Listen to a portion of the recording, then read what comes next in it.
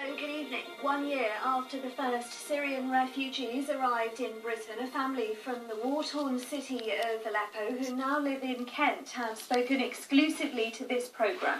The couple, whose 6-year-old daughter died as they travelled from Syria to the Lebanon, say they are grateful to Britain for giving safety to their family. Well, Kent has already pledged to accept around 130 Syrian families by 2020.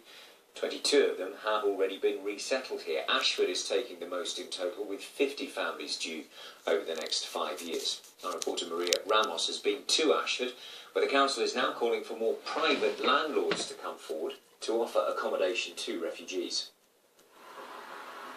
Grateful to be alive and living safely in Charing.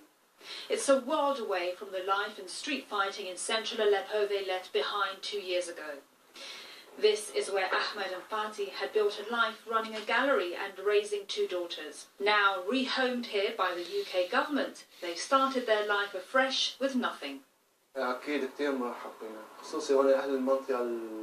We feel very welcome here, especially here in Charing. The community is very good to us. Life here is simple. Everyone minds their own business. The most difficult thing here is the language. We are trying to learn, and we are learning. It wasn't an easy decision to leave Syria. Their 6-year-old daughter Shahad needed a kidney transplant.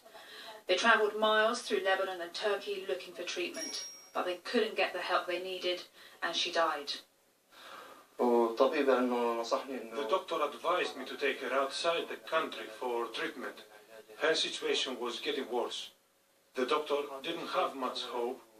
This is why he advised me to take her to another country where they might be able to treat her.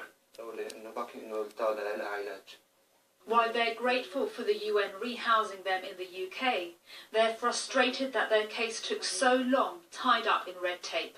Obviously, we always advocate for this process to be as fast as possible, but it's also a process which involves a series of interviews and making sure that the resettlement is given as a solution to those who really need it. Here in Ashford, the council is leading the way and will take 50 refugees a year for the next 5 years.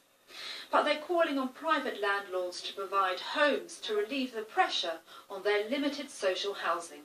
We are very lucky in this country that we're safe on the whole. We haven't been invaded, and if ever anything like that should happen, I would like to feel if I had to escape that someone would be kind enough to make sure I had somewhere to live and somewhere to escape to. Back in the comfort of their home, they keep an eye on the situation in Aleppo, where their families still survive and hope the fighting will end. Yeah, sure, God willing. Very soon, I hope. I think now it's the end of the troubles in Syria. It took a long time, but I think it's near the end. They say they are grateful for their new life and a new beginning. Fatih is now 4 months pregnant, and this child will live a safe and healthy life in Kent. Well, Maria's here now, and Maria, who is paying for these families? Oh, well, that's a really good question. Now, because Fatih and her husband are refugees, they are entitled to the UK benefit system. But also another important point is that it's not Kent paying for this, it's coming from central government, exactly from the foreign aid budget. But a really interesting point that I got from speaking to their caseworkers and the council is that they are so keen, actually desperate to get working, and hopefully they'll be working by spring next year. And you've got to remember that they were actually running business. Okay, thanks, Maria. The RNT